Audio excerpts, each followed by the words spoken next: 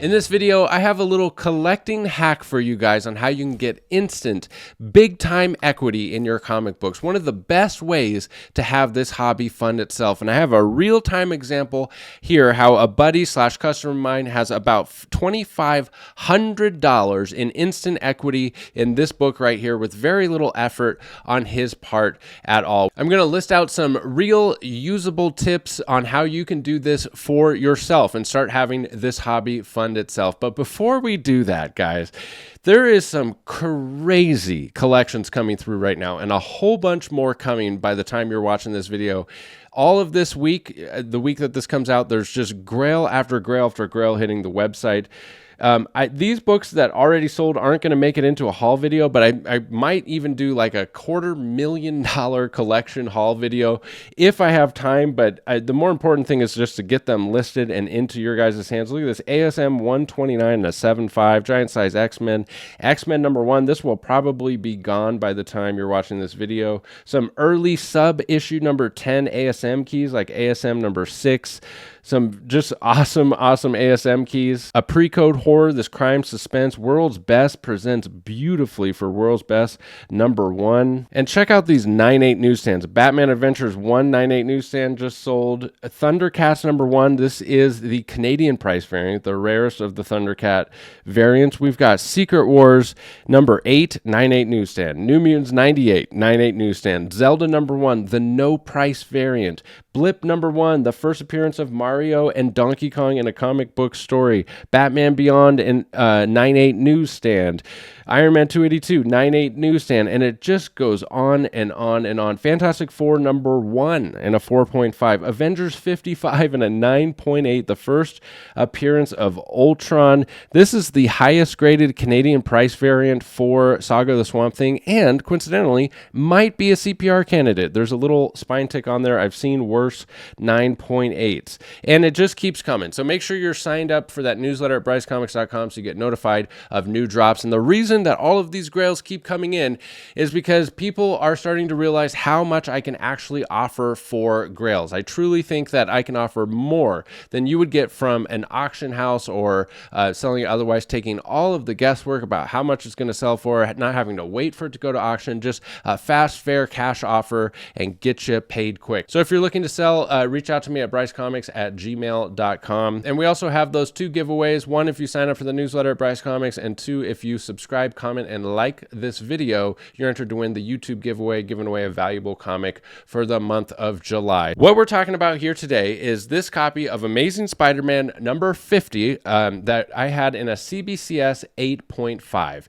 And I noticed when I saw it, it was an old label CBCS, and I noticed this has a chance at getting a bump to a 9.0. So the first thing that I do is go over to GP analysis and look at sales and see what is the price difference between an 8.5 and a 9.0. And sure enough, an 8.5, the last sale was $2,900, and a 9.0, the last sale was $5,750, a difference of about $2,800. Okay, $2,800 difference between the 8.5 and 9.0. So it's definitely worth going for the bump if it has a chance at going for the bump. And I'm looking at this 8.5 and thinking, man, there's not even any improvable defects. It just looks like it was harshly graded. And that actually is something that we see a lot with old label CBCS, is it seems like they were a little bit tougher with their grading. And the same with CGC. If you go back to far enough, CGC's grading in a lot of those old label cases were more strictly graded. And so I decided to just sell it as is, because the thing is,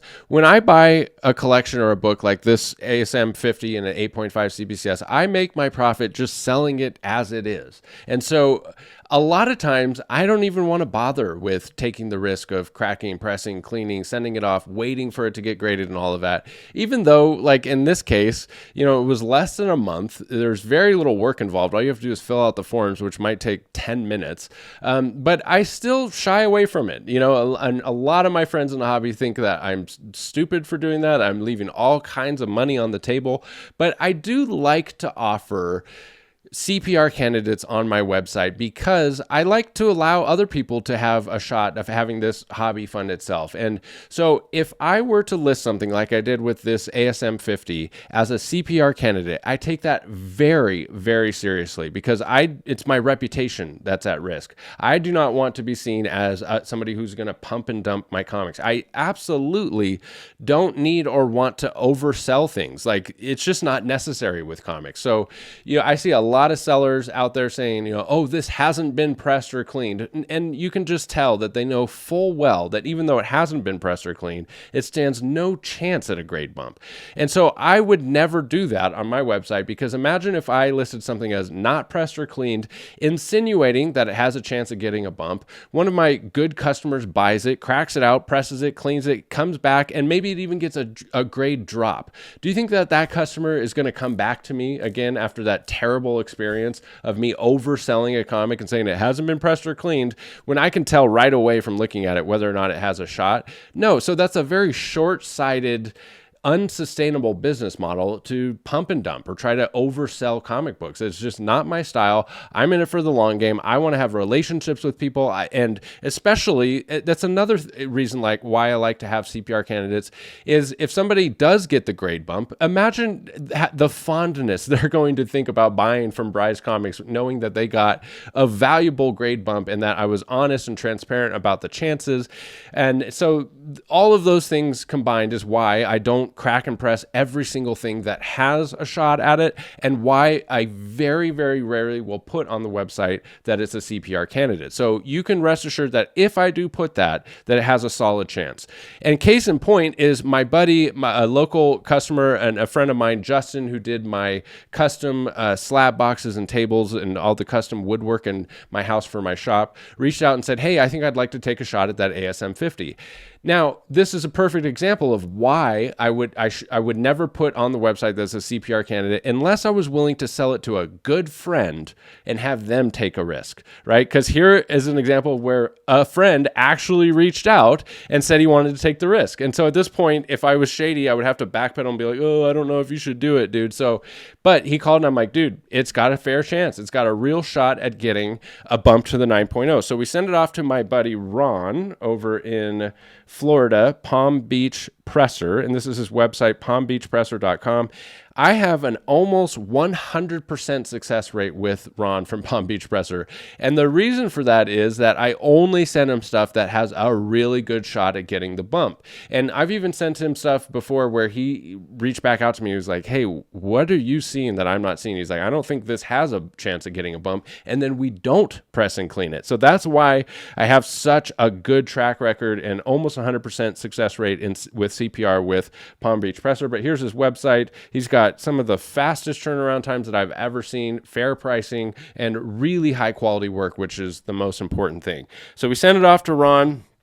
It all takes about 10 minutes to do a CGC submission form and fill out Ron's form here on his website. And it comes back, bam, baby, a 9.0 with white pages.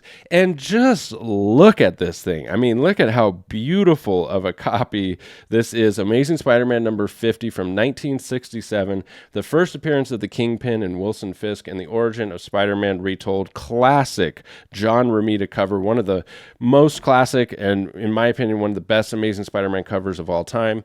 And it's the beautiful 9.0 white with an end result of about $2,500 in equity for my friend after the grading fees, the pressing fees, the shipping, all the way is about $2,500 in equity. And I'm not sure what he wants to do with this book. I don't know if this is even like a PC book for him. And that's one of the great things about this hobby is you can buy and flip books that you aren't so passionate about to have more funds to buy the things that you are passionate about. Imagine all the books that you can buy for $2,500 of essentially free money, just equity in comic books. So maybe he is going to end up selling this thing to buy what he's more passionate about. Either way, it's a beautiful, fantastic copy of ASM 50. So nice little success story there. I want to break down some tips that I have for this, and I'll put a link down in the description of this video to a whole video that really breaks down all the details of CPR, how to do it, and some helpful tips. So my first tip is don't be blinded by desire. If you hang around my channel long enough, you will hear that over and over again, because we so often can be so blinded by the thing that we want so bad that we don't see the spine tick that's right in front of our face. If there's a crease, there's a crease. And yes, they're going to see it when they grade it. I mean, for the most part, I mean, every once in a while you get lucky, but that's not the mindset to have. You don't want to be cracking books trying to get lucky. You want to be cracking books with a very conservative mindset, with a clear path to success. And the things that you need to have for success is, one, improvable defects, or just that it was harshly graded the first time. And two, that the finances of it need to make sense, which is my next tip, is do the math, okay? See what the book is selling for in a 9.0. See what the book is selling for in an 8.5. Do the math. What's the difference in value? What's it going to cost you to do it? How much for shipping, pressing, cleaning, grading?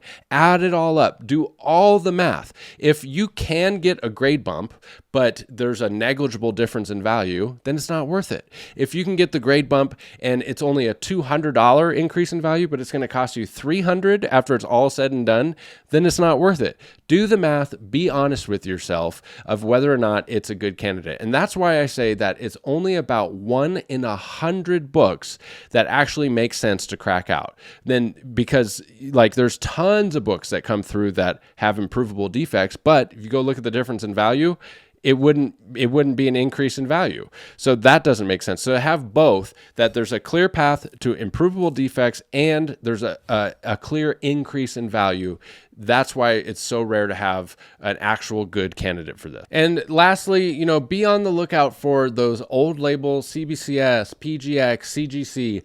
Oftentimes the old label books have been more harshly graded. However, there's a caveat to that.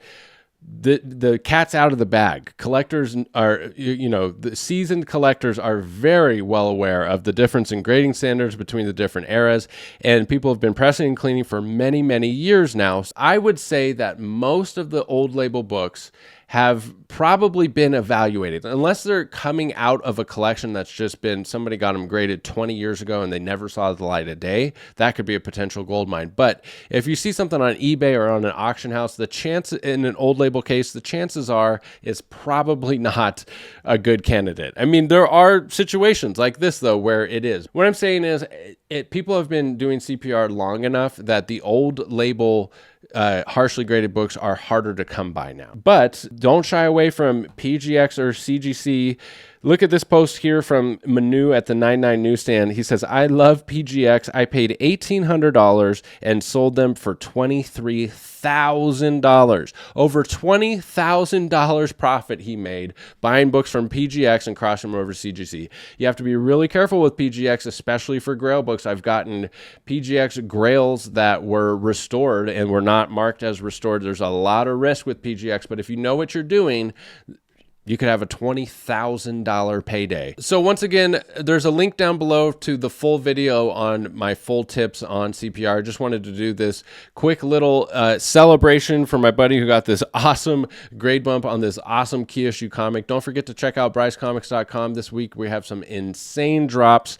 Thanks for sticking with me to the end of the video. We'll catch you in the next one. Bye.